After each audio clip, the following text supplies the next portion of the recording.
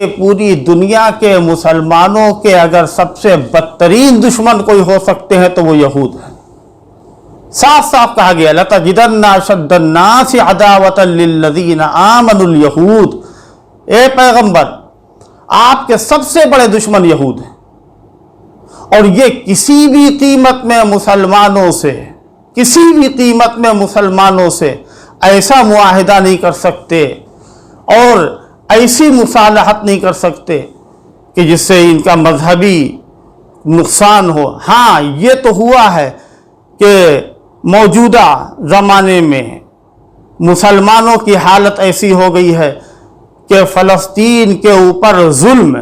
بلکہ مظالم پہ پہاڑ ڈھائے جانے کے باوجود دنیا کے اندر جو بااثر مسلمان ہیں، مسلم حکمران بادشاہ جن کی دولت سے دنیا چل رہی ہے اور جن کے سرمایے سے اسرائیل کی معیشت چل رہی ہے،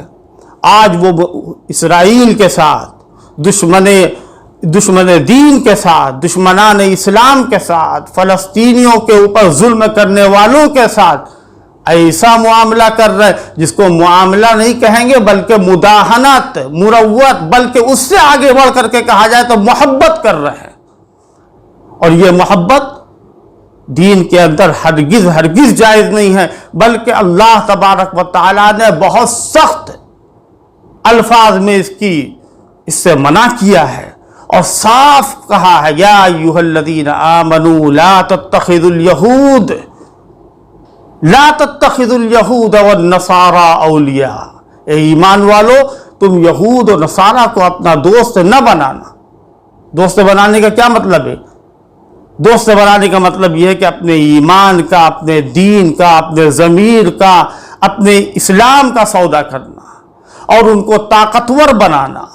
اپنی آنکھوں سے لوگ دیکھ رہے ہیں، کانوں سے سن رہے ہیں، پوری دنیا کے نقشے کے اوپر یہ چیز سامنے آ رہی ہے کہ مسلمان مظلوم ہے، فلسطین کے اوپر بے جا ظلم ہو رہا ہے۔ اور یہ ظالم کون ہیں کہ جنہوں نے انبیاء کو قتل کیا، جن کے اوپر اللہ کی لعنت ہوئی، ضربت علیہم الذلۃ والمسکنہ، اللہ نے جن کو ذلیل بتایا، اللہ نے جن کو رسوا بتایا،